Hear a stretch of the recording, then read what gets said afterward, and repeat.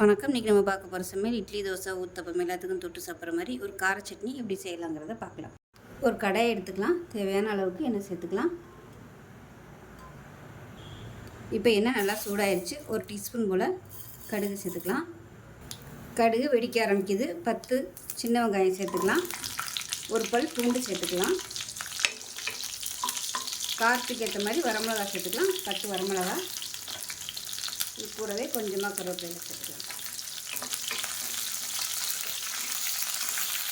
இப்போ இதில் 2 table spoon உளுந்து சேர்த்துக்கலாம். இப்போ இதையும் சேர்த்து நல்லா வதக்கிக்கலாம். இப்போ சின்ன துண்டு புளி சேர்த்துக்கலாம். சேர்த்துட்டு மீடியம் சைஸாக ஒரு 3 தக்காளி சேர்த்துக்கலாம். தக்காளி வதங்குறதுக்கு உப்பு சேர்த்துக்கலாம். இப்போ ஒரு கைப்பிடி அளவுக்கு புதினா இலை சேர்த்துக்கலாம். இப்போ புதினா சேர்த்து வதக்கியாச்சு. ஒரு 3 டேபிள் ஸ்பூன் அளவுக்கு துருவன தேங்காய் சேர்த்துக்கலாம். இது கூடவே ஒரு கைப்பிடி கொத்தமல்லி இலையும் சேர்த்துக்கலாம். இப்போ நல்லா வதக்கியாச்சு. அமர்த்திடலாம். அமர்த்திட்டு ஆற விட்டுட்டு நல்லா நைஸாக அரைச்சிக்கலாம்.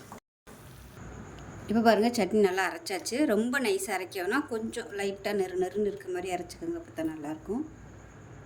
இப்போ எப்பயும் போல் கடுகு, கருவேப்பிலை, வரமிளகா, பெருங்காயம் போட்டு தாளிச்சு கொட்டிக்கலாம்.